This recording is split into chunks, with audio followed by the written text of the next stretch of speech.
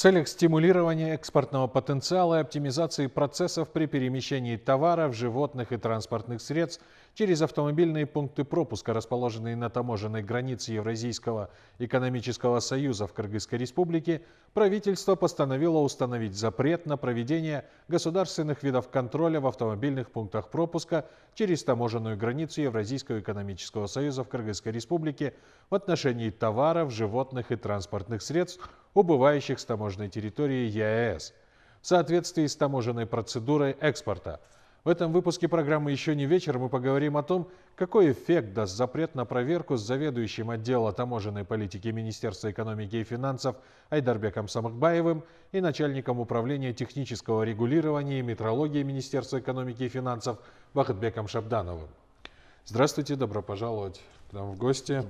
Айдарбек Аманбаевич, наверное, мой первый вопрос к вам.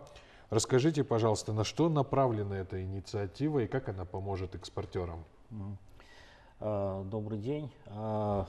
Хотелось бы проинформировать, что ранее правительством было принято постановление номер 572 от 19 ноября 2020 года, которым был утвержден порядок взаимодействия уполномоченных государственных контролирующих органов в автомобильных пунктах пропуска, расположенных на таможенной границе ЕАЭС в Кыргызской республике. И вот в соответствии с этим постановлением правительства 64, которое было подписано 26 февраля текущего года, были внесены изменения в данное постановление, в части которого где в пунктах пропуска при убытии товаров с территории Кыргызской республики применялась последовательность государственного контроля. И в этой связи данным постановлением исключены санитарно-карантинный контроль, а также ветеринарные и фитосанитарные виды контроля. Данное решение направлено прежде всего на сокращение временных издержек наших экспортеров, которые осуществляют свою деятельность по экспорту своих товаров с территории Кыргызской республики на территории третьих стран. То есть убраны там не полностью проверки, а несколько вот видов, которые вы перечислили? Да, ну мы здесь надо отметить, что этим решением правительство установило запрет на проведение ветеринарного и фитосанитарного контроля, а также санитарного контроля, двух видов контроля непосредственно в пункте пропуска во время убытия товаров и транспортных средств с таможенной территории Кыргызской республики. То есть это касается стран, ну если говорить автомобильные пункты пропуска, это касается Таджикистана, Узбекистана и Китая. Да, совершенно верно. Это касается только непосредственно экспорта в третьи страны. Не входящих в Евразийский экономический союз. Не входящих союз. в Евразийский союз, да. Бахыт Хасамалиевич, расскажите, пожалуйста, а в принципе вот эти процедуры, которые осуществляли контроль на таможне, но это же то, что убрали, вернее, ввели запрет на проверки, это не означает, что документы, необходимые для экспорта, не нужно будет оформлять. Да. Как будет осуществляться вот эта процедура? Здесь надо просто четко дать это разъяснение населению, кто и предпринимателям, кто занимается экспортом сельхозпродукции, животных или товаров, что действительно, что требования по фитосанитарному контролю, по ветеринарно-санитарному контролю, по санитарному остаются все так же. Они все знают, что у нас есть единый порядок проведения ветеринарного санитарного контроля. Это утверждено решением Евразийской экономической комиссии в 2010 году, номер 318. Там прям четко прописано, какие процедуры по проведению ветеринарного контроля. Также есть такое же решение Евразийской экономической комиссии, тоже порядок осуществления фитосанитарного контроля на таможенной границе. И есть же также на таможенной территории. Тоже в 2010 году утверждено, номер 317, там тоже четко прописана процедура. Ну, обычно, когда, вот, например, товары, которые подлежат фитосанитарному контролю, есть специальный перечень, тоже утвержден Евразийской экономической комиссией, который подпадает под высокий степень риска фитосанитарного. Продукция, которая подпадает под высокий санитарный риск, обязательно надо получать фитосанитарный сертификат. Фитосанитарный сертификат, когда вот, например, наши субъекты предпринимательства, которые хотят экспортировать в третьи страны сельскохозяйственную продукцию, они получают этот фитосанитарный сертификат уже у нас на территории Кыргызстана. Уже они знают заранее, что надо обязательно получить документ. Когда они подъезжают уже на границу, на таможенный пункт, у них уже должны быть все эти документы быть. Здесь предполагается только что сокращение именно процедуры прохождения таможенной очистки при экспорте продукции. Вот это имеется только. У них сокращается время на час, на два, на три. У них будет уже прохождение границы, время сократится. То же самое касается ветеринарно-санитарного контроля. Также они получают на местах уже на территории Кыргызстана ветеринарный сертификат, тоже который продукцию поддержит ветеринарному контролю. И уже когда граница подъезжает, они должны иметь все документы. Мгм. И тут, наверное, стоит отметить, что при прибытии в страну, куда направлен товар, этот товар все равно будет подлежать проверке уже с принимающей стороны. И при этом, например, вот эта мера введена для того, чтобы сэкономить время экспортеров на кыргызской границе, но дальше эти документы необходимо все-таки иметь, чтобы не оказаться в сложной ситуации уже за пределами Евразийского экономического союза. Да, у каждой страны, например, в Узбекистане, Таджикистане есть у них свои требования по фитосанитарному и также по ветеринарному, которые у нас экспортируют продукцию, например, в Узбекистан, они знают, какие требования, тем более у них, когда идет уже экспорт, они обмениваются информацией с узбекскими коллегами, фитосанитары и наши тоже. Именно какие требования. Без фитосанитарного сертификата, конечно, они никак не могут заехать на территорию Узбекистана или Таджикистана. Мгм. Айдарбек Аманбаевич, расскажите, пожалуйста, подробнее, вот до введения вот этой меры, то есть до введения запрета, мы уже отметили, что был ряд проверок на таможне, сейчас этих проверок стало меньше, но все равно нужно будет проходить определенные виды проверок, да, на таможне и готовить вот то же самое, что вот мы говорили с Бакатом Касымалиевичем, нужно будет готовить товар, прежде чем куда-либо его отправлять, и это касается не только третьих стран, но и стран Евразийского экономического содружества. Ну, в пунктах пропуска при убытии с таможенной территории Евразийского экономического сообщества лиц, товаров, транспортных средств, животных установлена последовательность проведения всех видов государственного контроля. То есть у нас таким образом остается применение следующих видов госконтроля. Это прежде всего разрешение на въезд в пункт пропуска транспортных средств и проверка наличия документов на право пересечения государственных границ. Это вот у нас пограничный контроль. Второе. У нас также остается транспортный контроль, который осуществляют органы транспортного контроля. И у нас остается таможенный контроль. Самый основной контроль в случае перемещения товаров и транспортных средств, которые намереваются вывести наши товары на территории третьих стран. Вот из этого списка, как я отметил выше, мы исключили санитарно-карантинный контроль и ветеринарно-фитосанитарный контроль. То есть за исключением этих двух видов государственного контроля, остальные виды контроля у нас остаются. Мгм. А вот какой эффект от этой инициативы вы ожидаете в экономическом плане? Оно же направлено для стимулирования экспортного потенциала, в первую очередь, наверняка, Кыргызской республики, а потом уже всего это ЕАЭС. Ну, прежде всего, необходимо отметить, что Министерство экономики и финансов на постоянной основе проводит работу в части упрощения всех существующих административных процедур на границе.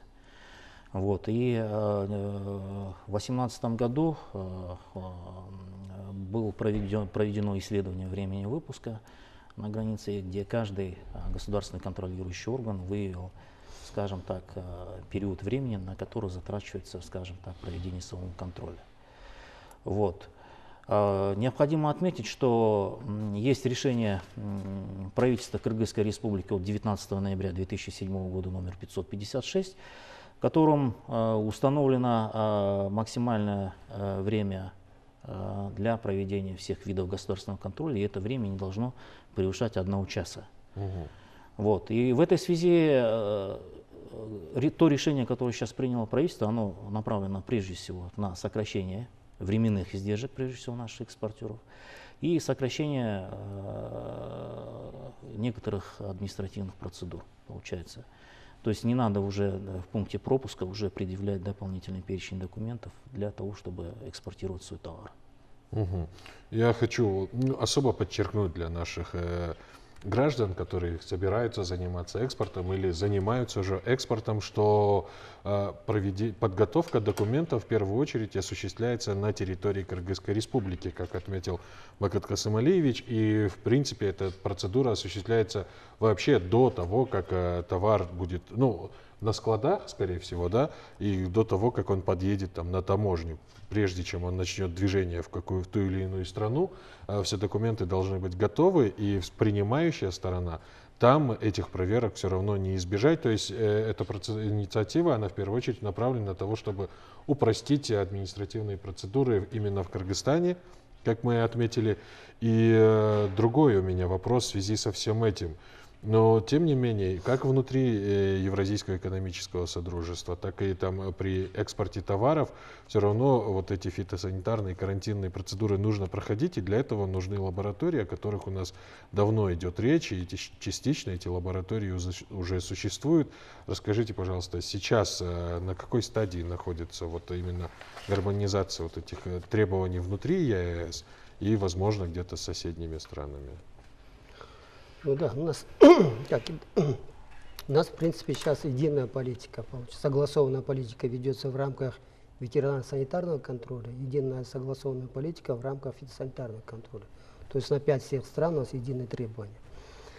У нас имеется единая форма фитосанитарного сертификата, и ветеринарный сертификат тоже утверждается. Единая форма имеется. Ну, сейчас, например, по ветеринарной испытательной базе, если мы скажем, то сами знаете, что в рамках российского гранта сейчас вот почти что завершается модернизация испытательной базы. Наша, например, республиканская ветеринарная лаборатория полностью оснащена, лаборатория, испытательная база и оборудованием, которое может провести испытания по всем видам. Также по фитосанитарным лабораториям тоже, это было уже в рамках бюджета республики выделено тоже где-то 26 миллионов сомов, тоже на капитальный ремонт провели лаборатории, закупили недостающее оборудование, так что в этом направлении, я думаю, сейчас у нас в основном проблемы закрыты по испытательной базе. И фитосанитарные сертификаты у нас во всех регионах выдается сейчас, везде есть инспектора, которые выписывают, могут фитосанитарный сертификат. И ветеринарный сертификат то же самое. Но сейчас, знаете, сейчас в рамках ЕАЭС уже вообще ведется единая база выданных ветеринарных сертификатов, единая база, электронная база, в смысле выданных фитосанитарных сертификатов. Сейчас вот нашим уполномоченным органам по ветеринарному контролю и фитосанитарному контролю ведется работа по интеграции вот национальных частей в единую систему. Тогда, значит, тогда здесь можно будет уже смотреть в онлайн, вы можете видеть, что вот выданные сертификаты в онлайн или в электронном виде, что вот на какую продукцию кто получил, куда товар направляется, на какой вид продукции выдан ветеринарный сертификат или фитосанитарный сертификат. Мгм. А вот эта система, база данных, о которой вы говорите, она будет включена в базу данных или уже включена в базу данных таможенной службы всех 5 стран? Или это отдельная база данных? Это единая база, это получается в рамках Евразийского экономического союза. Единая база, там, в смысле, любой может посмотреть, даже граждане России или Казахстана, может сойти на сайт Евразийской комиссии, единая база, там могут посмотреть. Тем более сейчас знаете, что даже у нас есть единый реестр предприятий, которым разрешено именно, которые продукция подлежит ветеринарному контролю, которые могут иметь разрешение ввозить свою продукцию как на территории ЕАЭС, так и третьи страны. Тоже есть такой реестр, который тоже размещен на сайте уполномоченных органов и на сайте Евразийской комиссии. Тоже там есть. Айдарбек Аманбаевич, если немножко забежать вперед и продолжать работу в том же направлении, как мы отметили, это ведет для улучшения Ну, то есть создание такого благоприятных условий для ведения бизнеса, и не только там экспортного, но и если говорить об импорте. Подобного рода инициативы или план какой-то существует для того, чтобы, ну, для ввоза товаров на территорию как ЕАЭС, так и Кыргызстана из третьих стран? Ну, что касается ввоза товаров, да, Кыргызская республика с тех пор, как является членом Всемирной торговой организации, ратифицировала соглашение по упрощению процедур торговли. И вот в рамках этого у нас в Кыргызстане создан совет по вопросам упрощения процедур торговли, на площадке которой постоянно под эгидой нашего министерства с участием всех заинтересованных государственных органов проводится работа, в том числе и по реализации плана мероприятий по упрощению процедур торговли. У нас совет проходит 2 раза в год, и на прошлом совете у нас был утвержден план мероприятий на нынешний 2021 год, в котором предусмотрено проведение мероприятий, в том числе, которые направлены на упрощение существующих таможенных, торговых, транзитных, транспортных процедур, которые осуществляются соответствующими государственными органами на линии государственной границы. Мгм. А вот в этом плане учтена ситуация такая, как в 2020 году, связанная с пандемией, потому что это для всех стало неожиданностью, что так резко весь мир ограничил как движение там и пассажиров, так и товарооборот резко сократился. И вот на 2021 год ходят разные слухи, сложно прогнозируемые, о том, что, возможно, будет еще что-то подобное, как пандемия в 2020, а может и не будет, но вы в этот раз оставили себе такую, ну, не буду говорить лазейку, а план для того, чтобы вдруг, если случится что-то подобное, чтобы там так резко там не наносить урон там уже бизнесу внутри Кыргызстана. В прошлом году, да, действительно, когда в период пандемии COVID-19 создались, скажем, такие ситуация сложилась такая сложная, которая касалась действительно с мерами ограничительного характера, которые вводились различными нашими странами-партнерами. Вот, и в этой связи также были приняты решения, в частности, по упрощению ввоза лекарственных средств, средств медицинского назначения, продовольствия. Были организованы, скажем так, приоритетный порядок прохождения данных грузов через пункты пропуска. Вот. В этом направлении у нас была проведена тесная работа в рамках Евразийской экономической комиссии. Также была проведена работа с нашими партнерами с узбекской стороной. Вот, с китайской стороны у нас существует зеленый коридор. Также намечено проведение соответствующей работы в рамках Совета по сотрудничеству тюркоязычных государств ССТГ, где также сейчас прорабатывается вопрос о, скажем так, упрощении прохождения товаров, которые имеют первостепенное значение. Да, вот я отметил фармацевтическая, лекарственная продукция, продовольственные товары. То есть в этом направлении нашим министерством ведется работа на постоянной основе, да, и мы с учетом опыта прошлого года уже готовы, скажем так, реагировать на возможные риски, которые могут произойти в этом году тоже также. Бахыт Касымалиевич, вопрос тоже связанный с пандемией.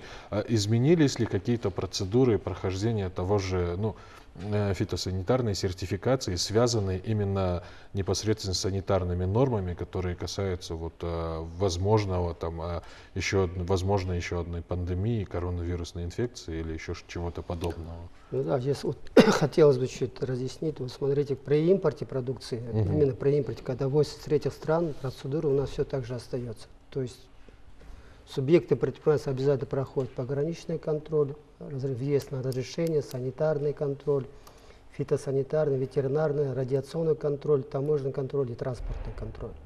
Вся процедура все так же остается. Для упрощения, например, по фито-ветеринарным контролям, это сейчас, знаете, у нас согласована политика в рамках ЕАЭС, получится, в 5 странах. Это только в рамках 5 стран можно принимать, что какие-то процедуры можно упростить или что-то там отменить. Но здесь надо учить того, что, например, смотрите, ветеринарный контроль вообще для чего? Цель его? Для того, чтобы защитить, предотвратить ввоз болезни, которая передается через животных и которая может потом заболеть люди.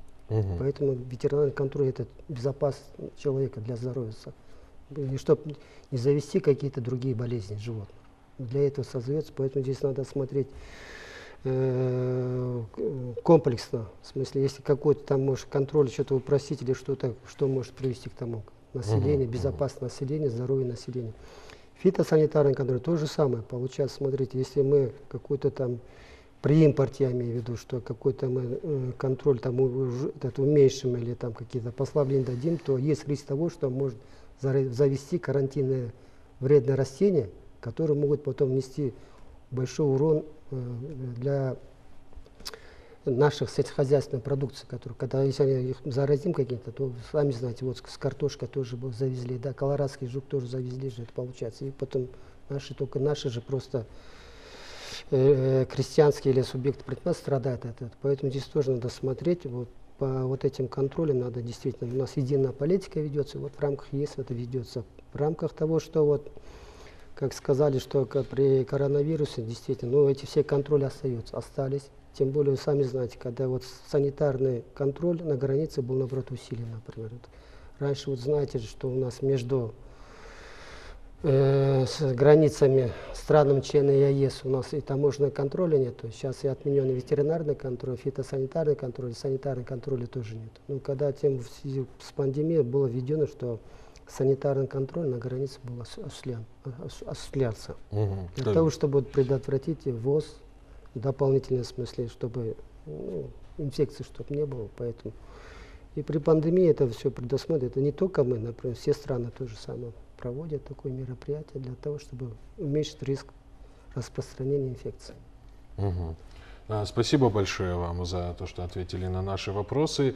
Я напоминаю, что мы говорили о том, какой эффект даст запрет на проверку с заведующим отделом таможенной политики Министерства экономики и финансов Айдарбеком Самыкбаевым и начальником управления технического регулирования и метрологии Министерства экономики и финансов Бакетом Шабдановым. Речь идет о запрете на таможенную проверку определенного вида проверки на определенные виды товаров. Это была программа «Еще не вечер». Эфир Алто 24 продолжается. Оставайтесь с нами.